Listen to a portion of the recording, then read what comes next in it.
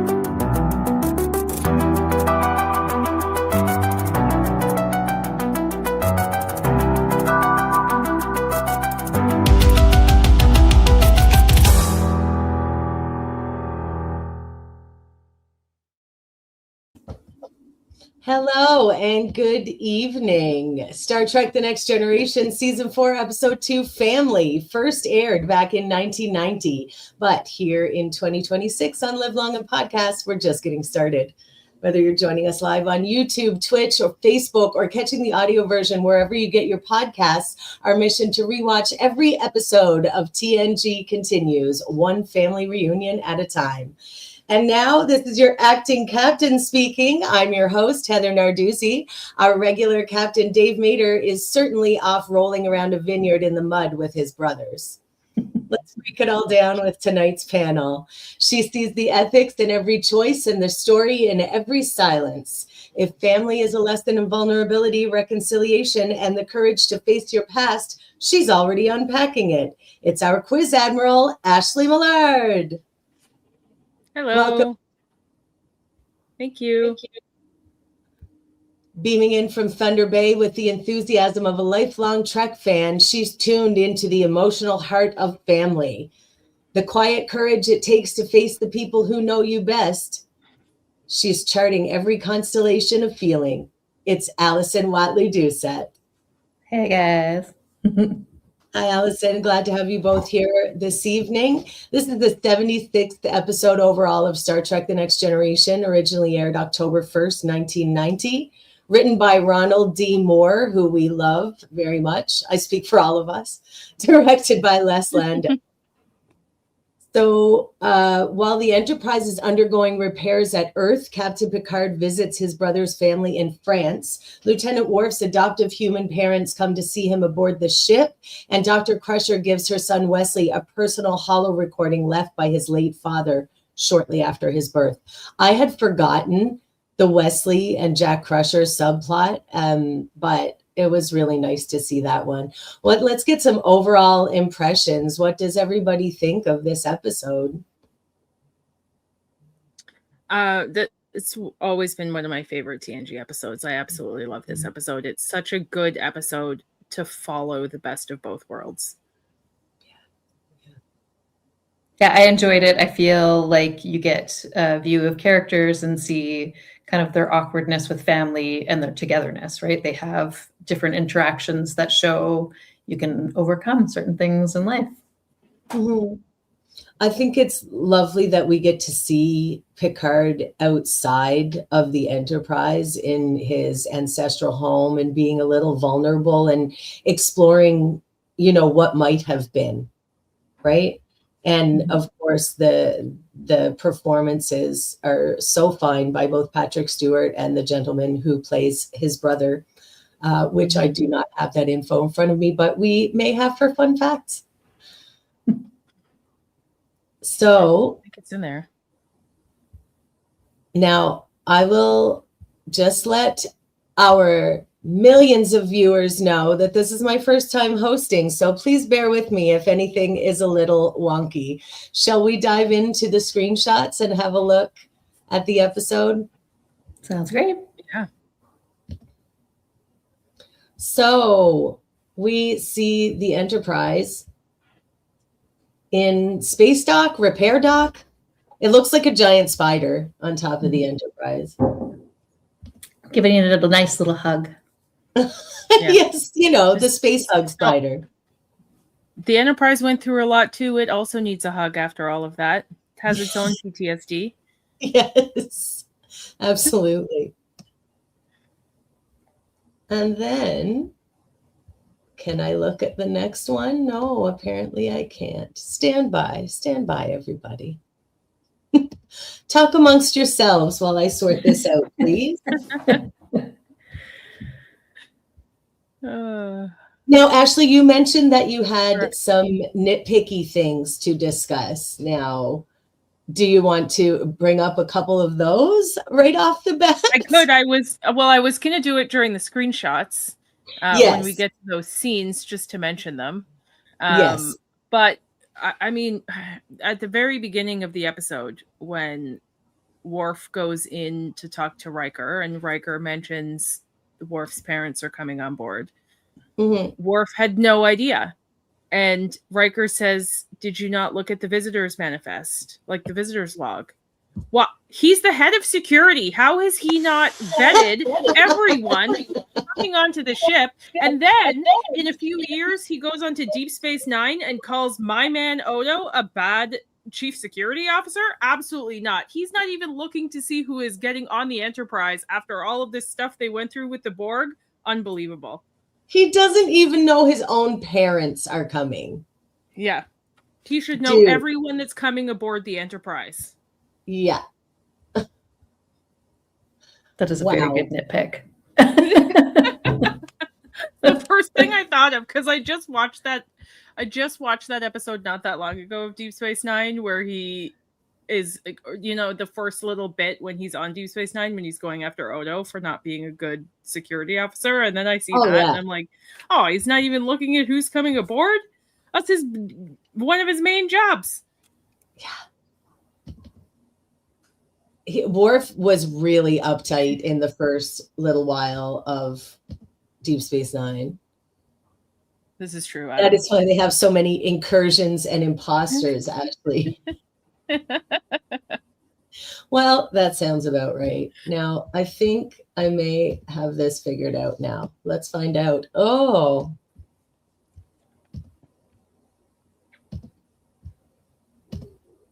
Good gracious.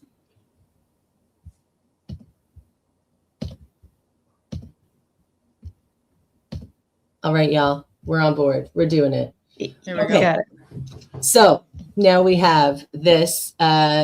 Riker is in the ready room, and Worf comes in to say that this conversation that they just had about how he was not aware that his parents were coming.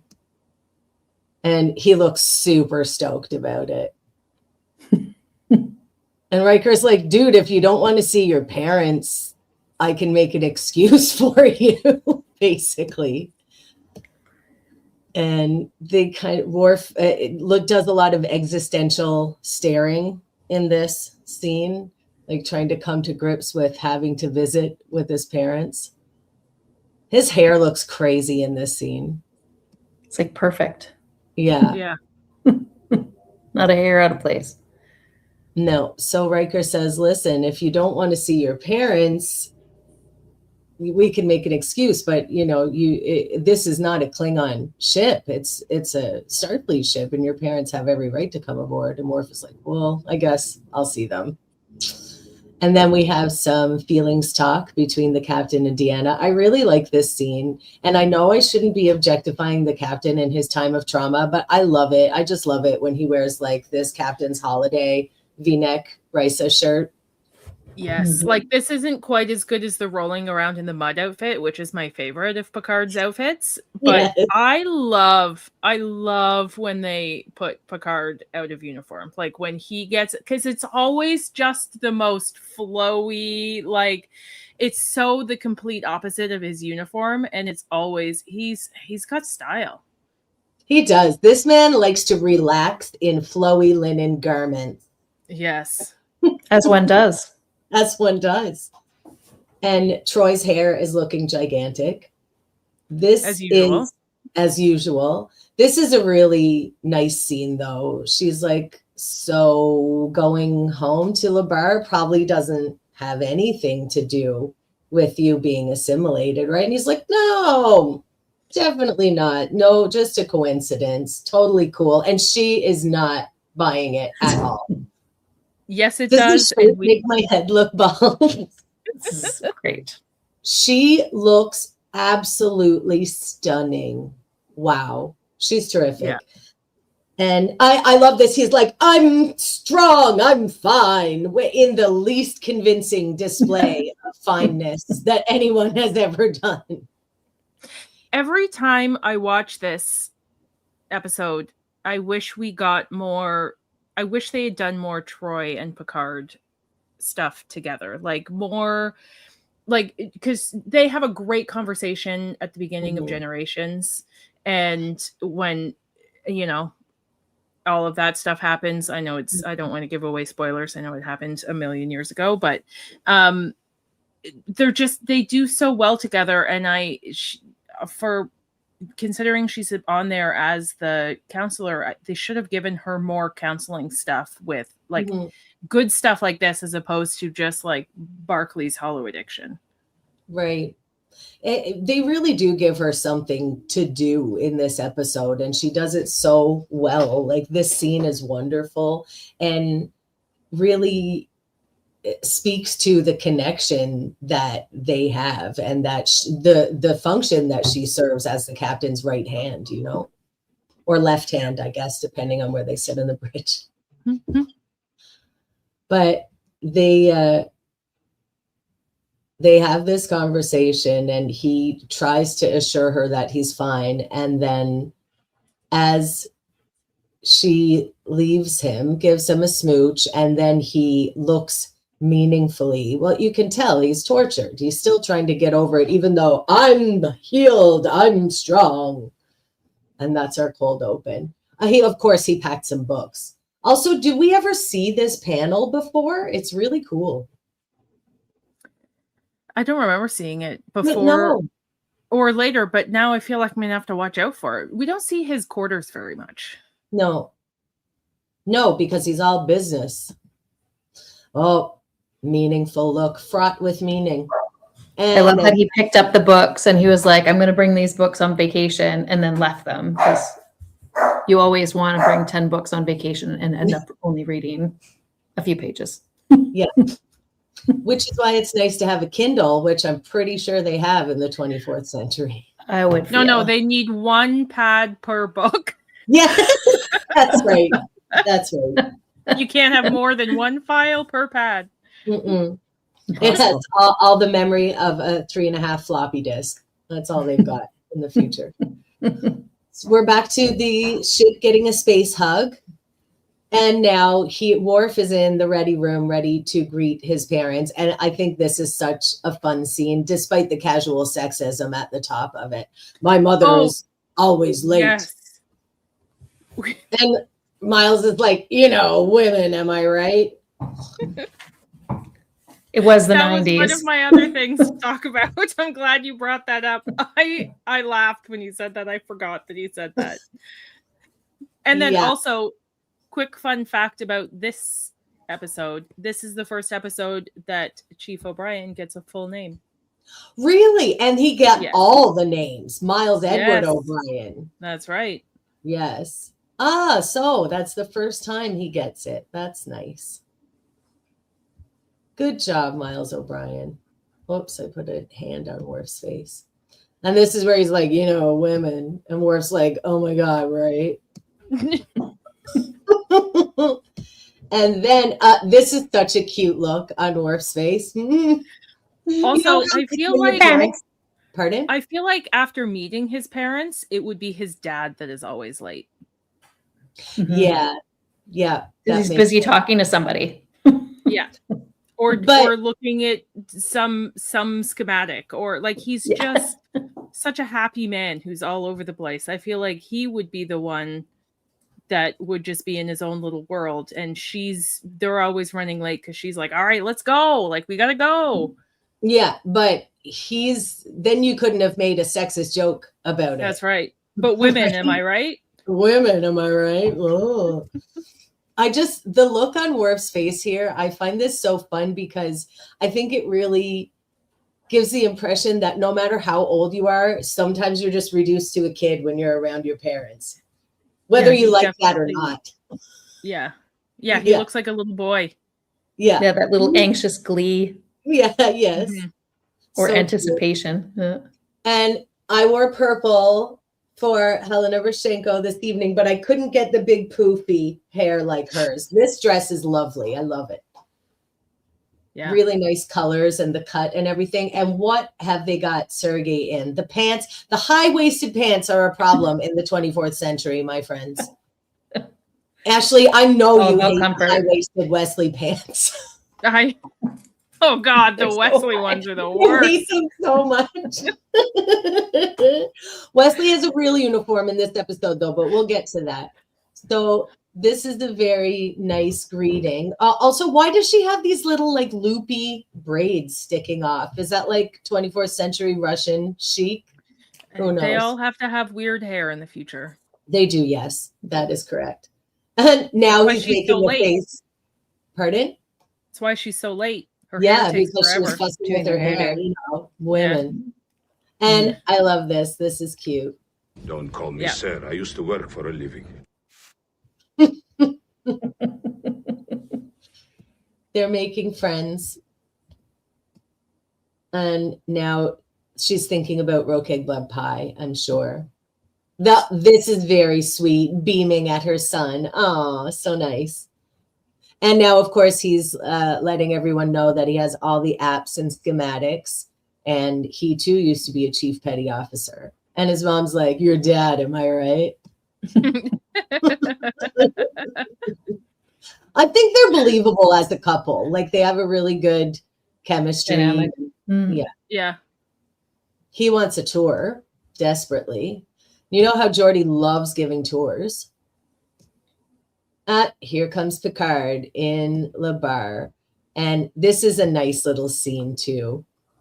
Peekaboo. They got the little boy they got to play Renee is adorable. Oh, hi. So the little boy that plays Renee is the same actor that plays young Picard in Rascals. Yes. That makes sense. Yes, which is always... So I have argued, and I know that when he meets Murray, he says it's nice to finally meet you. That's a lie. He's Renee's father. He looks way too much like a young Picard, that kid, to be his nephew. Oh! He's his dad, and that's why him and Robert are so mad at each other. Oh my God, Ashley coming in hot with the family lore. Listen, she's sending him correspondence and she's all, oh, stay here and work on the earth. Yeah, that's because they're doing the dirty. Well, also Robert is like 100 years old. So I feel like this is a credible theory. What do you think, chat? Do you think Picard is secretly Renee's father? I love it. That is a theory I had not considered, and I am here for it. That's why Picard is so sad in Generations, and why he's with the rest of his kids in the Nexus. Yes. Can I just say, without giving anything away, just to you two, nobody else listen who hasn't seen Generations, I think that that was sad. That was so cruel to do that to... Yeah. You know, so he could have feelings about it. Like, surely they could have come up with another. I don't know. Anyway, you know what I mean, though? Yeah. I feel like it's hard to talk about this without being spoilery. This is a really cute little scene where Picard says, oh, a highwayman. And Renee says, what's a highwayman? And then they have this little chat. And he carries his bag for him. And then they have the following conversation. I know who you are. Then you have the advantage.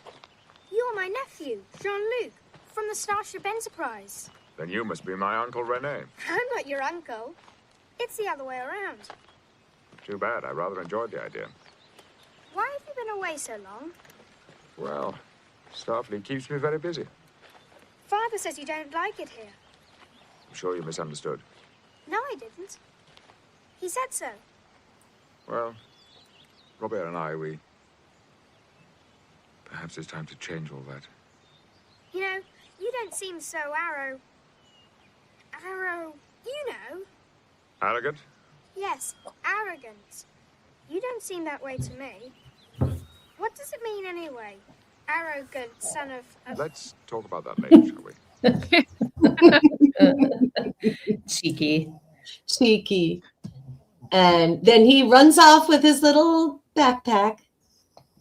And here comes his mother and Picard's paramour, perhaps? Marie. This is where in front of Renee they pretend they've never met. Yeah, so hello, Marie. Nice she looks pretty eager there. What? She looks pretty eager there. She does. Oh, hello. Person I've never met before in my life, ever. It's a sexy shirt. So, right, look. She's giving him a She's looking him up and down. Girl. And Renee is like, what is going on here? Is this like I saw mommy kissing Santa Claus situation? He's looking at her very fondly. I love this theory. I'm here for this. This is amazing. Her hair, though, is so poofy. It was the 80s and everything was such poof. It really was. And they have a conversation about, she says, you know, does it look that different to you? And he says, I'm surprised at how the same it looks. You know, and she says, well, Robert has gone to great difficulty to ensure that. And then Renee says, are you my real dad? And Picard's like, no. Okay, that didn't happen. But in my head. This episode is a little more sad after watching Picard and knowing what he went through in his childhood at this home. Yes. Yeah, absolutely. And he plays it really well. And you know, Troy, they did the same thing with Troy to have the pantyhose and the shoes and the dress, the whole thing. Was all that the same color? In the 80s, like this monochromatic palette? Or did they think that's how people were going to dress in the future? They must have thought that's how people would dress in the future. Yeah. Like, I think it was a bit of a thing, but not to this extent. No. Well, Renee is very happy to meet his nephew. And now Picard is going to go out and see Robert, who's just like a wild animal eating handfuls of grapes out in the vineyard. That's how vintners test their vintage, right? Just like jamming it. Yeah. Now, do we believe that these men could be brothers? I mean, visually, I would say more like his grandfather. He does seem much older. Yeah, like at least 20 years. Yeah. Oh, Perkins agrees. Perkins agrees. He's old. Now Robert greets him anything but warmly and is like, well, you know where everything is. I got to eat these grapes or whatever. So bye. And Picard is kind of taken aback by this. You'd think when was the last time he was home? 20 years ago? So not the warmest welcome from his brother. And he just goes on his way. And this is a really nice shot of the actual vineyard then melded into what I can only imagine is a matte painting, right? That's what it looks like. Yeah. I like the spires that they added. I think that looks really neat. Mm-hmm. Kind of juxtaposition of modern and old farm life. Mm-hmm. I wonder if in Fun Facts we will find out where this was shot. Now we have Troy and Crusher and Perkins singing songs. Is this quarters? Must be. It looks like Crusher's quarters. I think it is. And this guy just brings her this case, and which we linger on and see that it is Jack Crusher's things from the Stargazer. As we know, the ship that he was killed while serving on and that Picard was the captain of. So she takes out his old uniform and has a look at it, and Troy asks her, what's up with this? And she said, oh, I just had it in storage and thought I would get it since we're back in Earth. And then they find this wonderful treasure. How to advance your career through marriage. Every woman's delight, how to advance your career through marriage. And Crusher, with this face, tells you what she thinks. So it is a cute way for Jack to have proposed to her. That is cute, yes, for sure. And she obviously remembers it very fondly and is going through these things with like a bittersweet feeling, I think. It's been a long time since she even thought about this, she said. And now she has a little flash drive that Jack made for Wesley. And they talk about how it might feel for Wesley to see this and if it might do more harm than good. But Troy says, you know, he's got questions about his father that you can't really answer. So Crusher decides she's going to give it to him. And Wesley, she says later in the episode, your father wanted you to have this when you turned 18, which I think Wesley is by now, right? I think so. Well, he was 14 in the first season. Yeah, and this is the fourth season. So this is season 4. So yeah. Yeah, that makes sense. So now they're down in engineering where they are making snow cones, apparently. I like the office chair in the background. That it's nice to know office chairs didn't change in the next 500 years. I like this view of engineering, though. We don't often get to see like this kind of side corridors of engineering. We usually just get that big table that they all congregate around, the heads-up display. And they're under construction right now, so you would think that things would be kind of all over the place. Yeah. Yeah. They're getting the space hug. So now they're trying to... Geordi is thrilled to be hearing all these stories about Worf, and Sergei is telling about when Worf was a young fella and bloodied 5 teenagers' noses, and Geordi is eating it up. Worf not so stoked about this. Look at his mom. She's like, this is not great, husband, please. He's not going to like this. She would tell these stories, but she knows he's not going to like it. Yeah. Yeah, that's it. It's not that she doesn't like the stories or find them cute. She's just like, she knows he's uncomfortable. This is work. You can't be in there telling baby stories at somebody's workplace. It's not cool, Sergey. He's like, oh, my bad. Sorry. Geordi wants to hear more stories. Worf is like, let's get out of here, please. And I think this is where he's talking more about having all the specs and such and pointing out different things. Anyway, everyone's having a lovely time here in engineering. Geordi can't wait to tell him more things. What is this bizarre? Is that a stool? Is that a future stool? It's a chair of some sort, looks like. Yeah. Well, I hope Sergei has the specs for that one too. Oh, I'm sure he knows how to build it. Yeah, no doubt. Then he says, as soon as Worf's gone, he looks for him and says, I want to ask you a question about my son.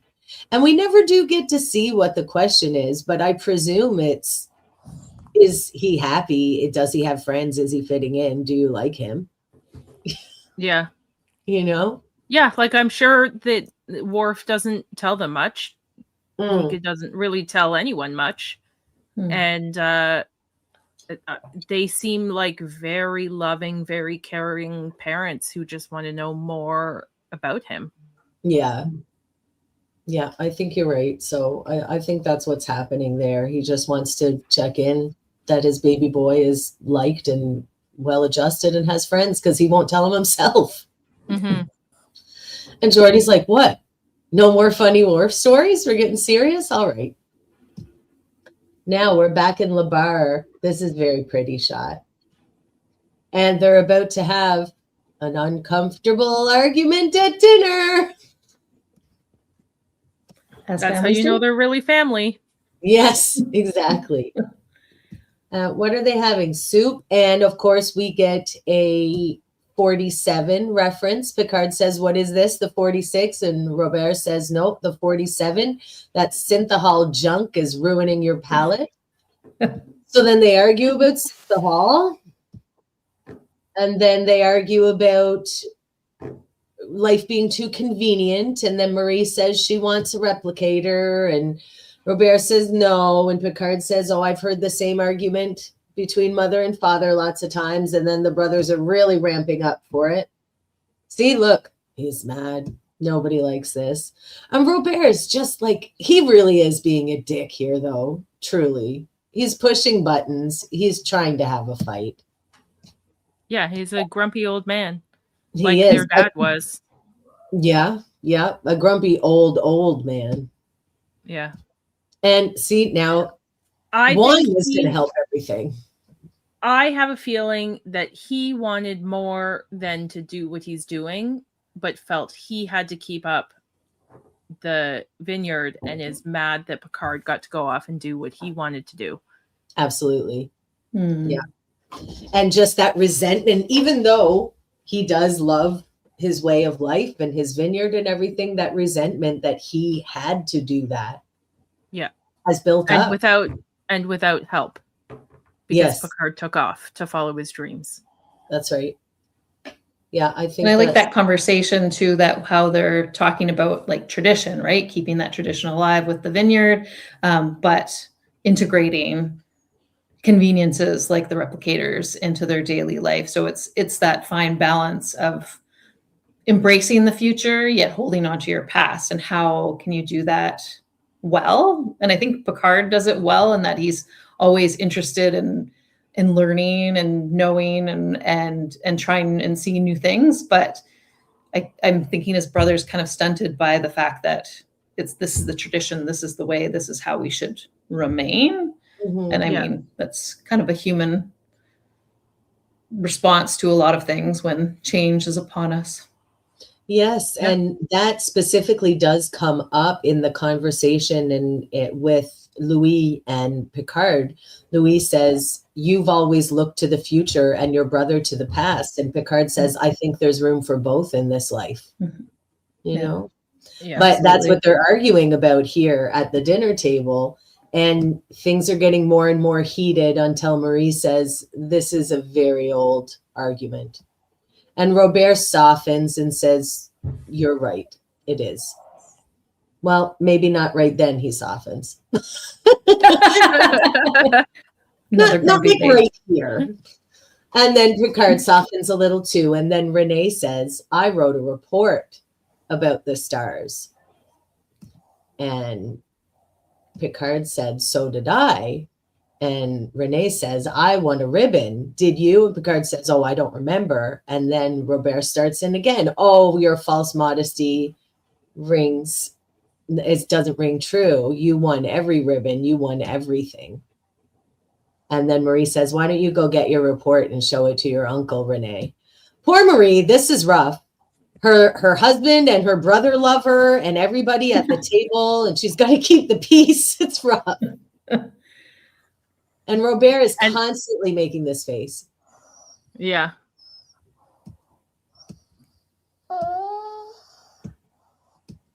Perkins is upset by the familial. She's sad about it. It's like, you don't need to be sad.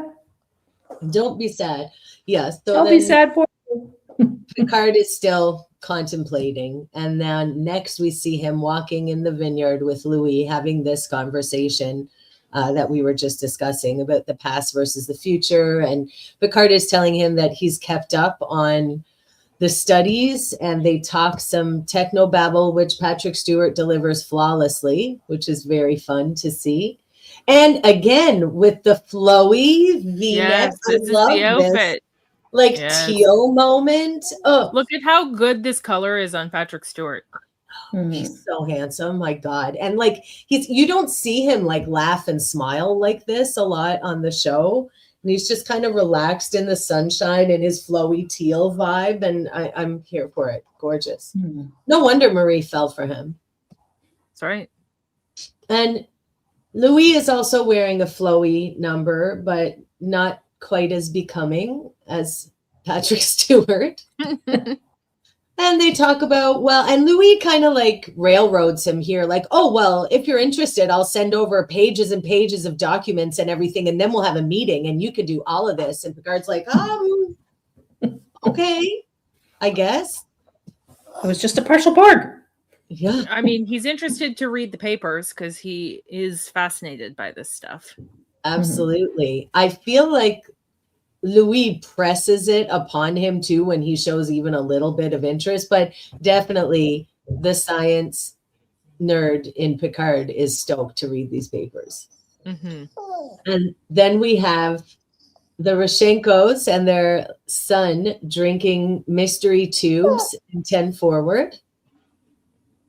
And they're having a very cute conversation. And were they talking about roquette blood pie here? I don't remember. No, I think that came a little bit later. She talks to Guinan about that. Right. So what are they talking about here? Do you recall? Oh, I don't remember. I don't know either. I think they're like chit-chatting about how nice it was to see the ship and how he serves with good people. And then Riker calls him to go look at phaser results or something.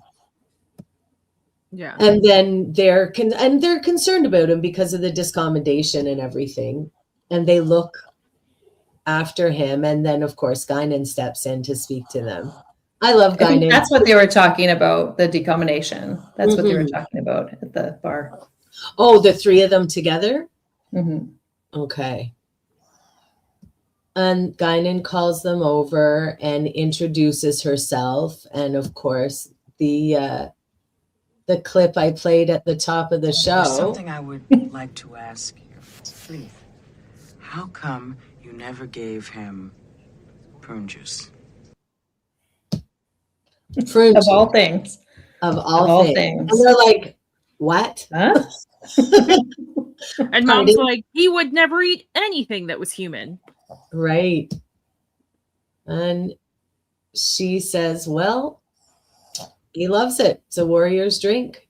And they say, you know, he had to learn about his culture himself. And I learned how to make roquette blood pie, but we never learned how to eat it. Guinan smiles wisdomously. What is this device in the middle of the table? A game? For ambient music. Ah, it's a 24th century Google Home. So I don't remember exactly the rest of the details of this conversation, but I think it's along the lines of you're good parents and you've done a great job and he's a good guy and he's okay. And they're like, super. Thanks, Guinan. More than they'd hear from Worf. Right. Yes. This is it. If you won't talk to your parents, they'll just ask everyone you work with and everyone you know. A holographic menu display. Oh, Yeah.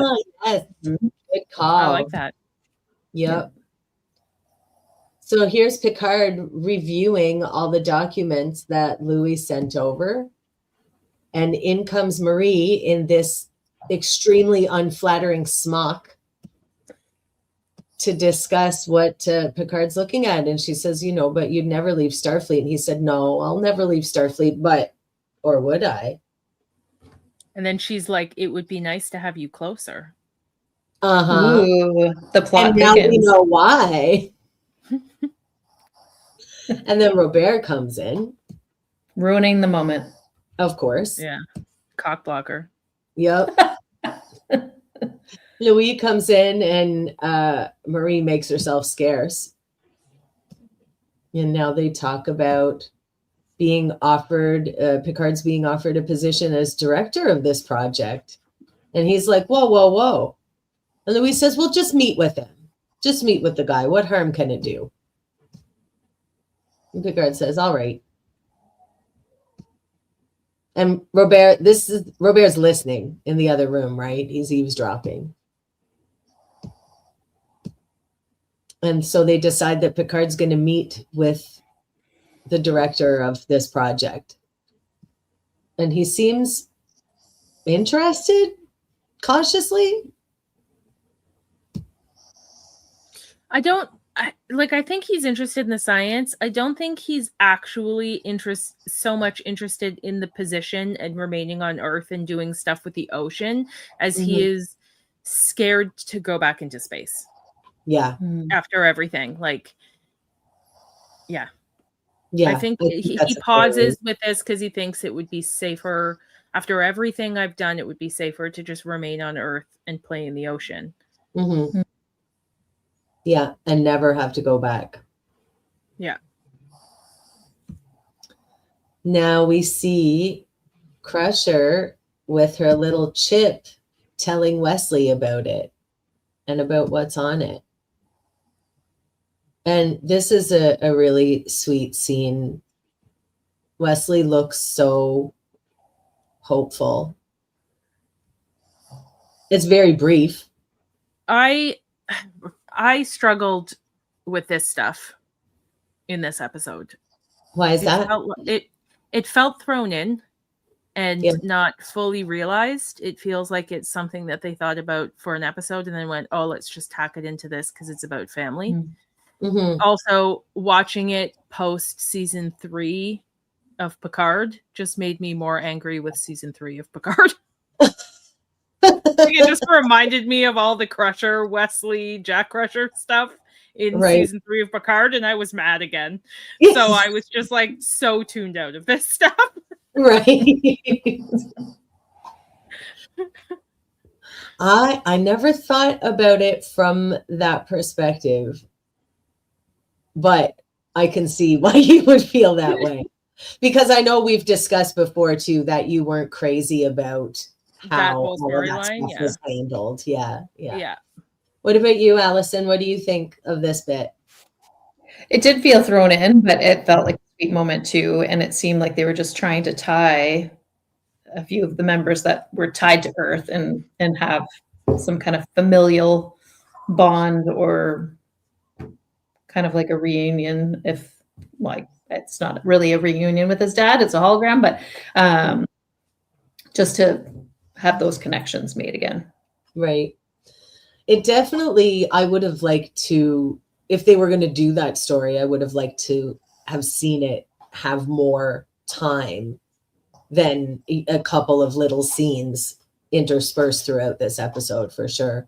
But I do like what ended up in the episode. I think it gave... I feel like Jack's message just didn't have a big enough impact, maybe. It just... It to me, it felt like it was missing something. Yeah.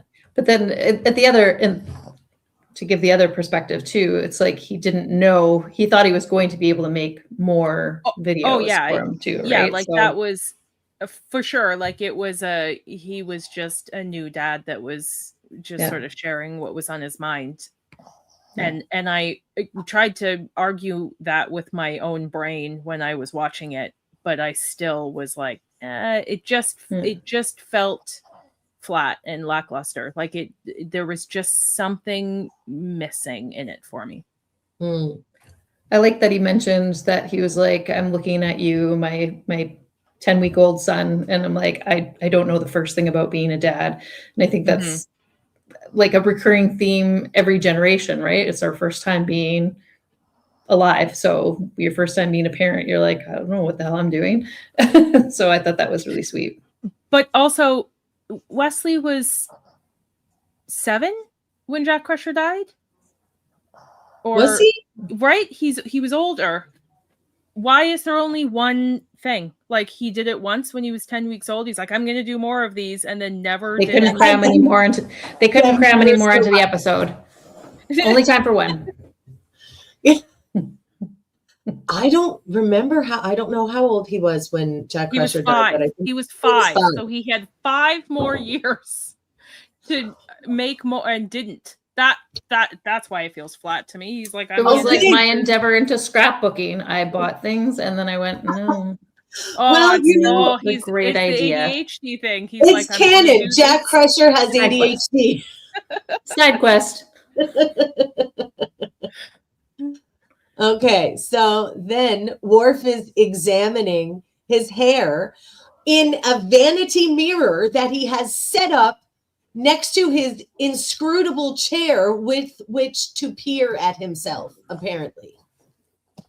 This is a cool How shot. his hair is so luxurious. Thing. Yeah, but like he has the mirror set up next to his chair for viewing himself. I love this. I want a weird chair with a viewing mirror.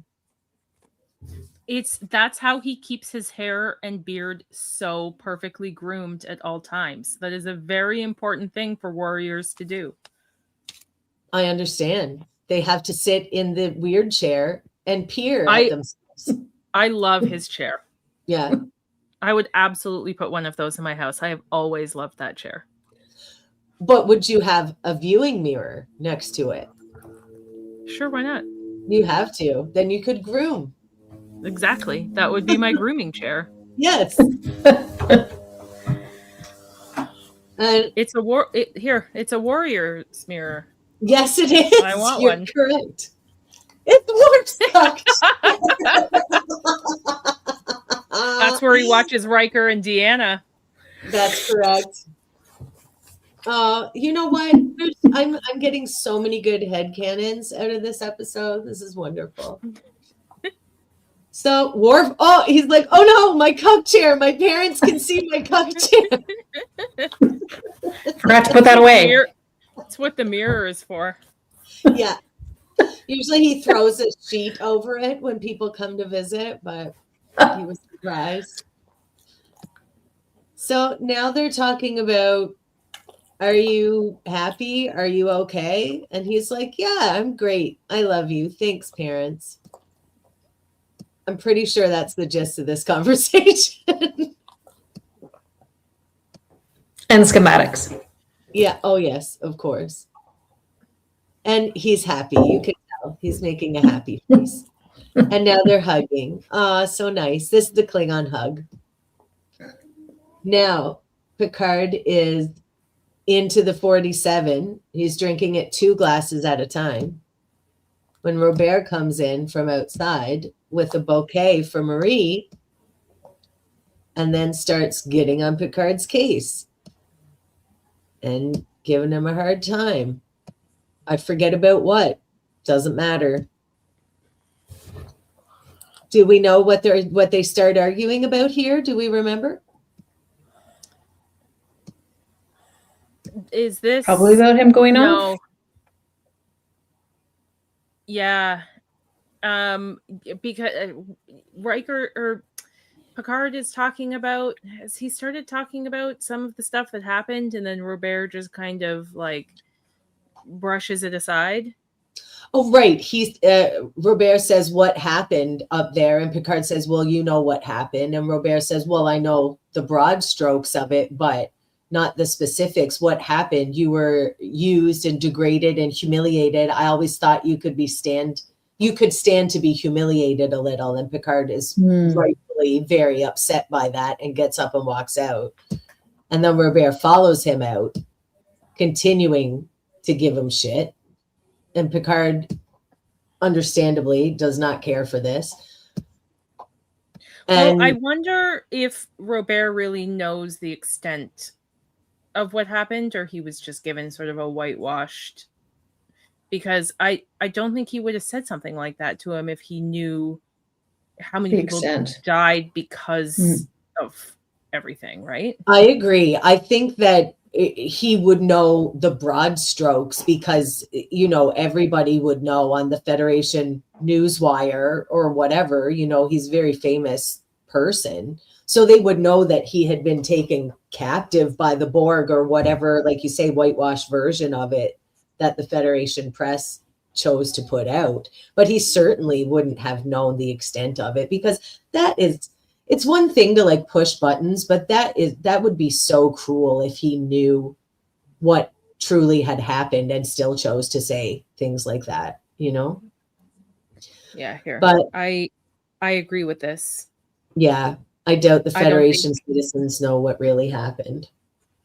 I don't think they would give the whole story. And I definitely don't think that they would tell all the Federation citizens that their most decorated captain, the captain of their flagship, was assimilated and allowed Wolf 359 to happen. Yeah. Like, that is the reason that all of that and so many people died, because I just, that absolutely was redacted and was not spread to everyone. Yeah, I agree.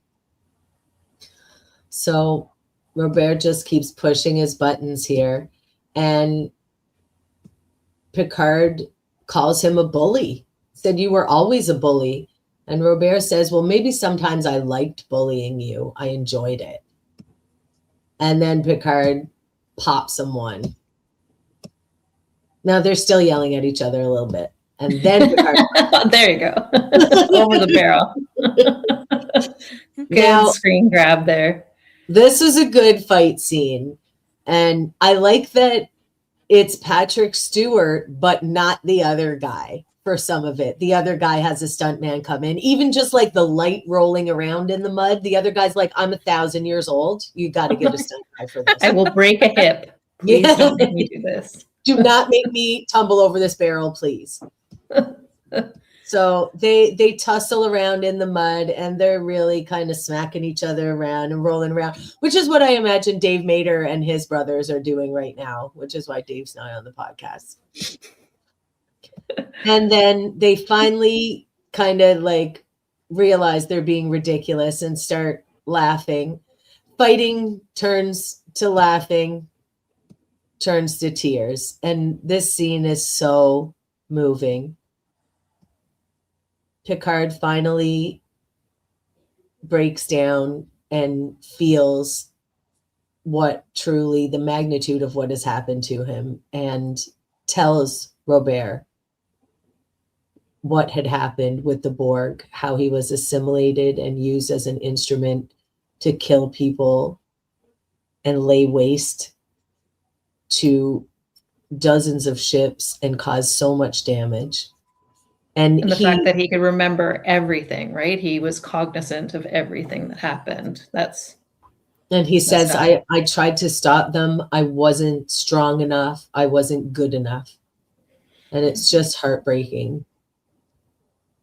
Even if you are not a longtime viewer of the show, you can still feel the emotion and the pain in this scene. Yeah. He's such a good actor. Mm-hmm. Yes. And after he tells Robert what happened and he cries it out a little bit, Robert says, "Well, you're going to have to learn to live with it. And you can learn to live with it down under the ocean with Louis, or up above the clouds in the Enterprise where you belong." And then they get up and decide to have a muddy hug and sing some French songs. And this, okay, I hope this is one of the nitpicks that you have, because no, this is not how footprints work.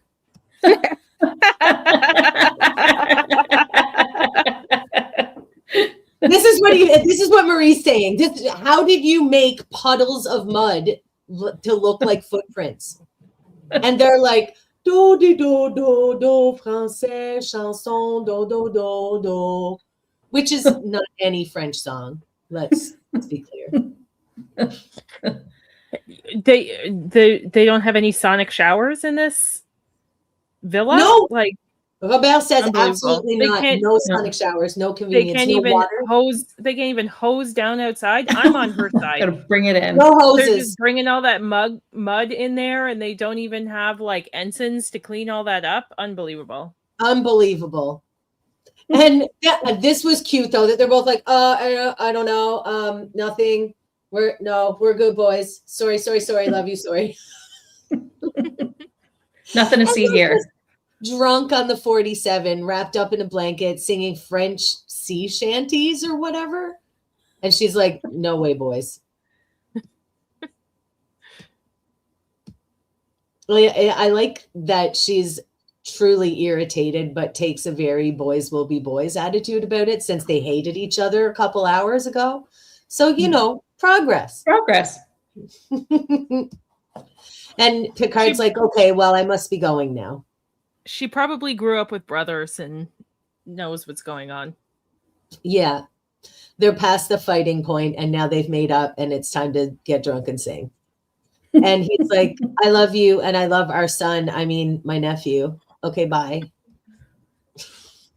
I'm so proud that he also wants to join Starfleet and keeps getting ribbons on his papers. Mm-hmm. So many ribbons. He's following in my footsteps. And then we see Wesley. Okay, this is the nitpick for me. Load program Crusher 1. Really? That's the first program he has in the holodeck. He doesn't have any other programs. Well, Seriously. maybe it's Jack Crusher 1. He definitely doesn't have any more in the holodeck. No. So Wesley looks on with trepidation as he's not sure what he's about to hear from his long dead father. And he goes in the holodeck and he sees his dad. And Jack Crusher. Nitpick. Yeah. His comm badge is wrong Yes, it is. for that uniform. Also, where is his turtleneck? Why is he wearing the jacket? Oh, only. Jack Crusher has ADHD. Messy. Yeah, right. He couldn't find the turtleneck. He's like, oh my God, I'm late. Grabbed whatever he could. I'll just put the jacket on. It's fine. It's not regulation. It's all right. It'll be fine. So Jack makes a little speech about how, the one thing that really got me from this was, in your face, I see every person I've ever loved. I thought that was so sweet. And I'm sure felt very moving to Wesley as well. I feel like it was hard. This would be like a hard scene to do for both actors because they don't really this is the one time you see Jack Crusher and they don't really have a connection, but I thought they did a good job. And on the bare holodeck too. He just freshly shagged Beverly and tossed on the coat to record a message. That sounds about right. So we have handsome young Jack Crusher talking to his father. And when Wesley looks down at his uniform and is like, hey, yeah, I have one too, Dad. I'm here. I'm wearing mine correctly. Yes. Mine didn't come with a turtleneck, but I see nor did yours. And Wesley is sad that he didn't get to know his dad, and then he reaches out to touch him, but Dad's gone. And we're back in the program. No, he disappeared. Jack made it like that for maximum the message sadness only plays once, and then it combusts. Yes, that's correct. Charlie's Angels. Set it up like that. This will self-destruct. And now the Picard family is seeing Jean-Luc back off to the stars. He's cleaned up somehow, and Robert has his high pants on.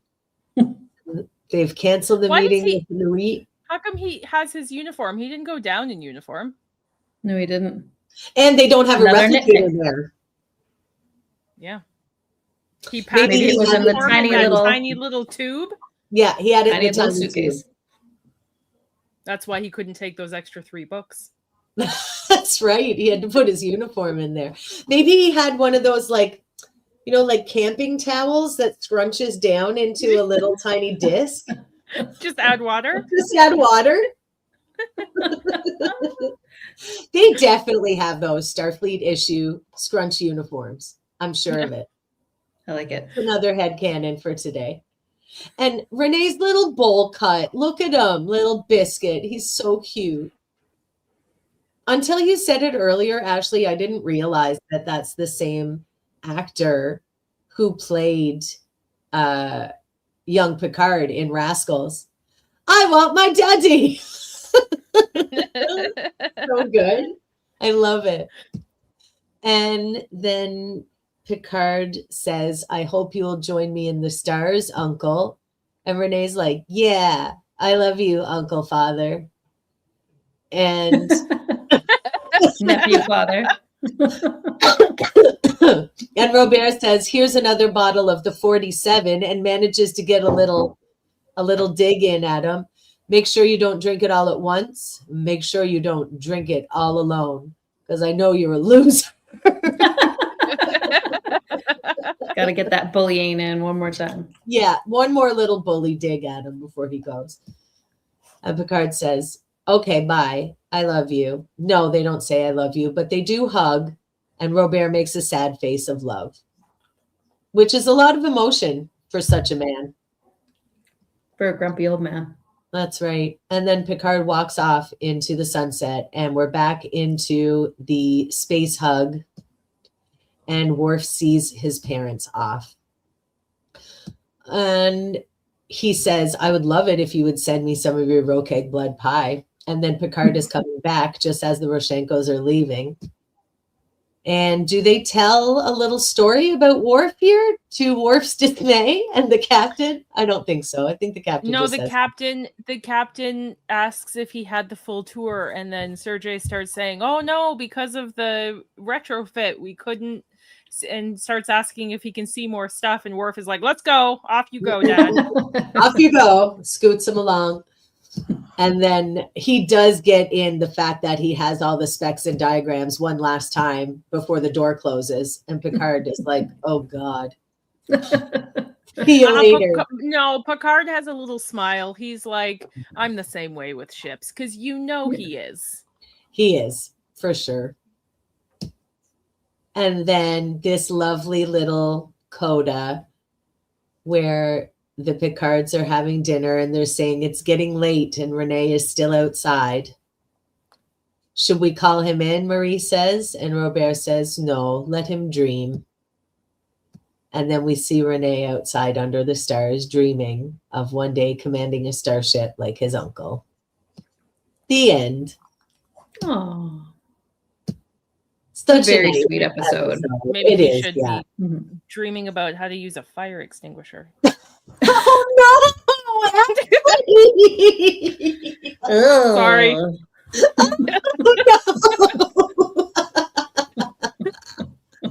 Oh my gosh. Okay, so now I believe we've got Is Adam coming in for I fun believe facts? Adam is joining us for fun facts, but I'm just checking here because he joined a second ago, but it says they will need to connect their mic cam before you can add them to the stream. So do so. So Adam, if you're listening, please connect your mic and or cam so we can have some fun facts. Was that Perkins again? Yes. Just making all the noises tonight. Okay, here we go. Well, let me see if I can, while we're figuring things out, let me see if I can get the spreadsheet up here so we can get our ratings once we see Adam. So Ashley, what would you rate it as? Oh, this episode gets a 9 from me for sure. A 9 for you. Yeah, it's a terrific episode. It's great.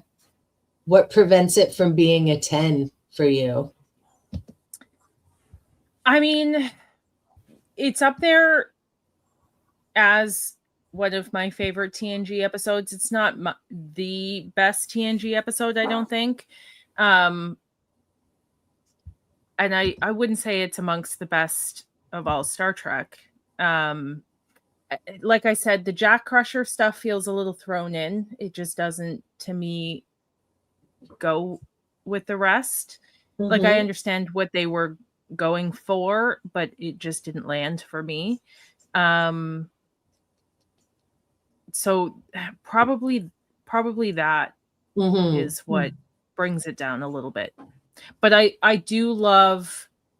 love the episodes where you get to learn more about the characters, and you don't get a lot of those in Next Generation. Like, that's what I love about Deep Space Nine, is all the character arc and all the backstory and all of that stuff with they really do a really good job of developing the characters.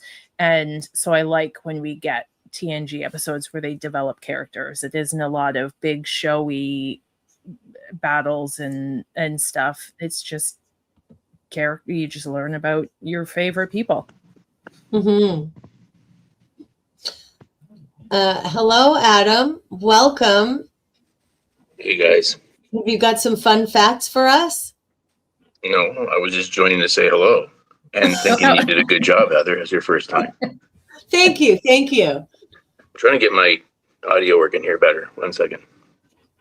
Okay, well, while you're doing that, I'm going to put up our... I can hear myself echoing on your audio, Adam.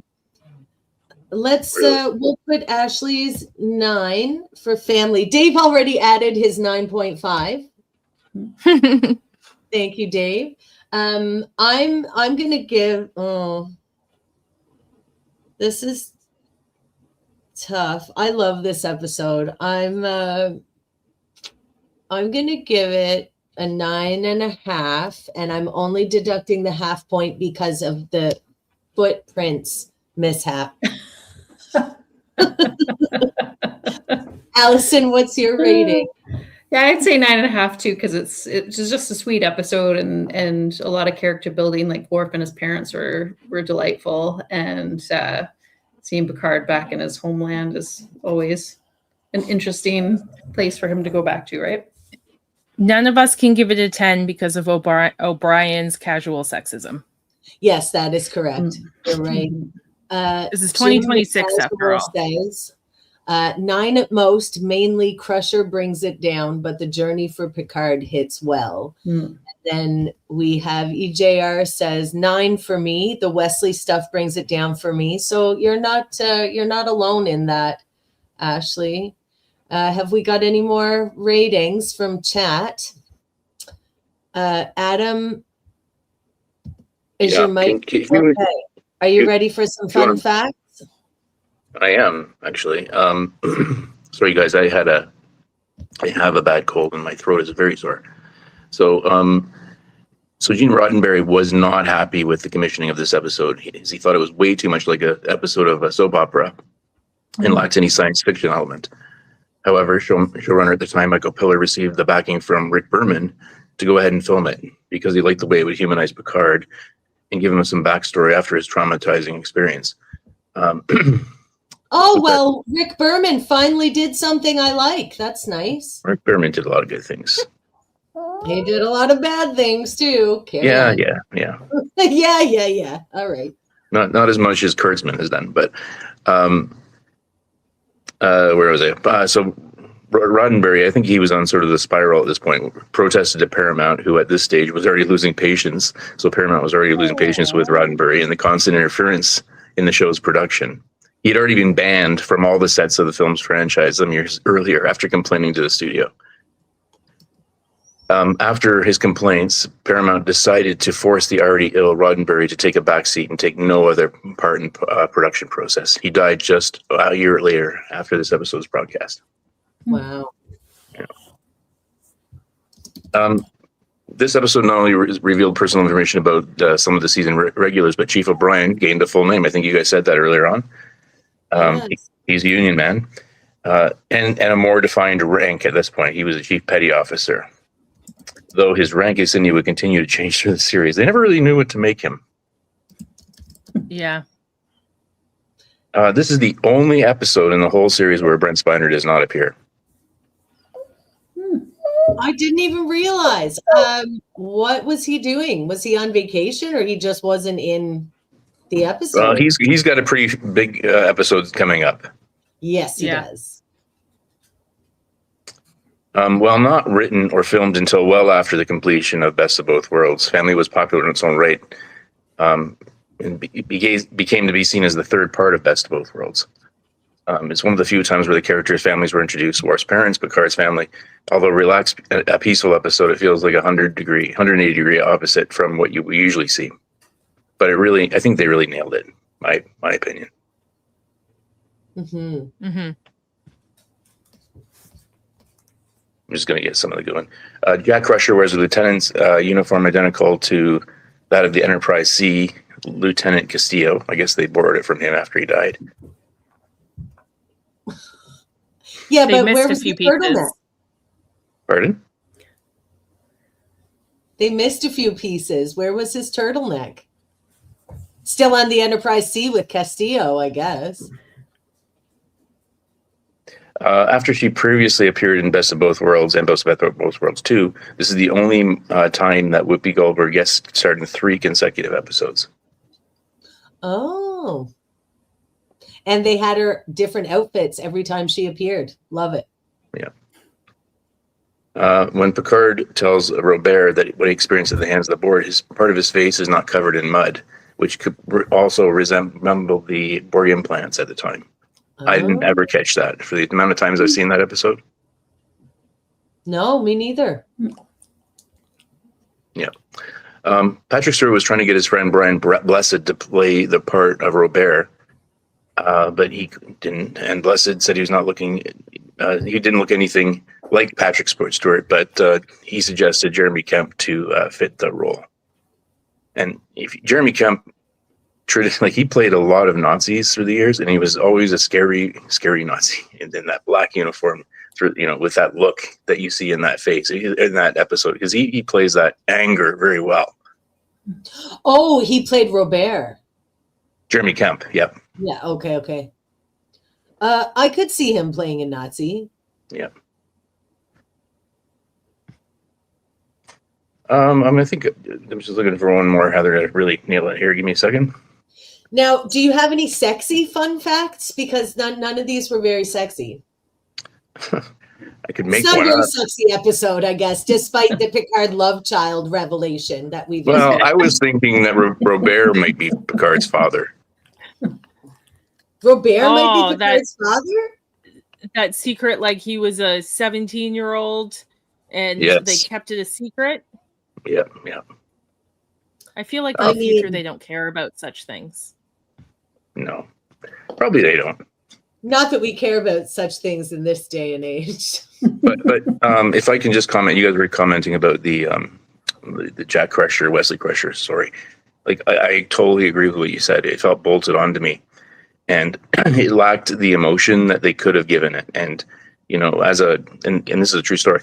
When my dad died, I was cleaning his office out after, and I found a letter that he wrote me the night of my birth, and and found a couple others through the years. But it was first time I'd seen it, and it was a very emotional moment. So I thought they missed on that.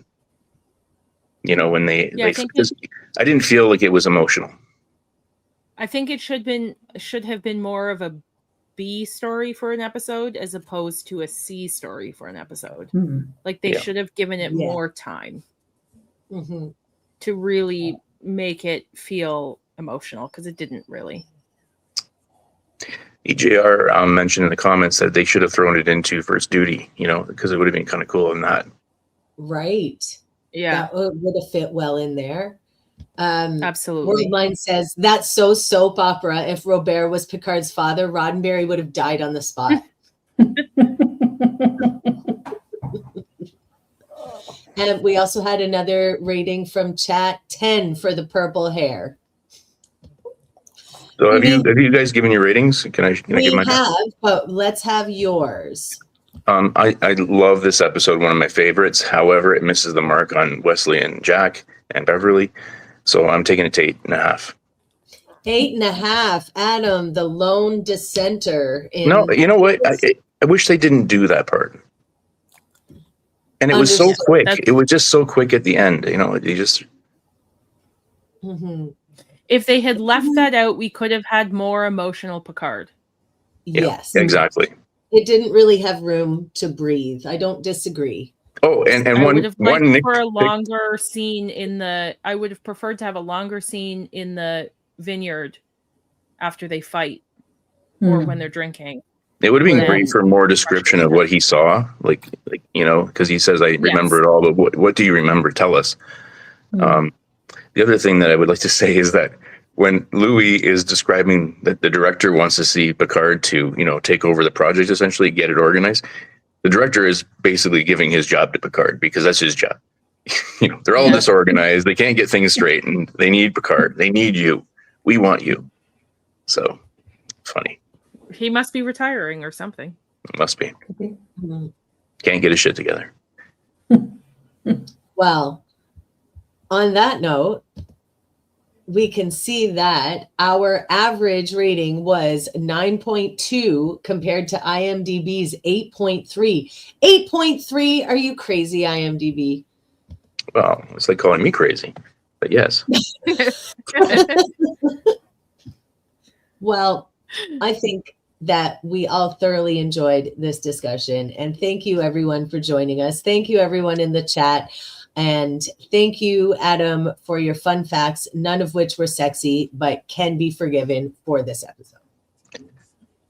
I could have made one up that would have been really sexy if I had more time. I'm sorry. Worldman says there. If you'd like to see some more Star Trek content, they're talking Wrath of Khan with Captain Dave Mater on Hey, Did You See This One, which is live now. So you can head on over there. Next week on Live Long and Podcast, we are reviewing Brothers on Thursday, April 16th. Data is summoned by his creator, Noonien Soong. They are joined by Data's brother, Lore. It's a wonderful time. We get to see Brent Spiner play every part in every episode. It's going to be so fun. He needed a week off to get ready for that, you know. Yeah. That's true. He does have a lot of heavy lifting to do next week. And it's so fun. See, he got his family reunion as its own episode. You're right. They could have tacked Wesley on in there and people would have hated it twice as much as they hated it in this episode. Thanks so much, everyone, for joining us this evening. Thank you to our panelists. Thank you to everyone in the chat. And as always, live long and podcast. Now, give me 2 minutes to figure out how to do this outro and keep doing our end transmission sign. See, I could have just done it. It would have been so slick and cool. Good job, me. Well done, everyone. Good night. Beam up some Star Trek content with Live Long and Podcast. A roundtable movie discussion with Hey, Did You See This One? And take a peek into the darkness with Heard Noise, Must Investigate with Michael Chan. Watch us duke it out on trivial debates.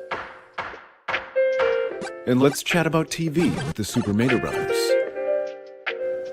It's all here on the United Federation of Podcasts.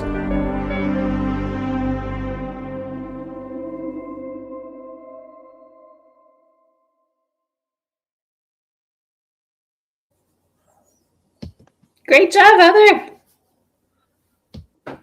Did I end it?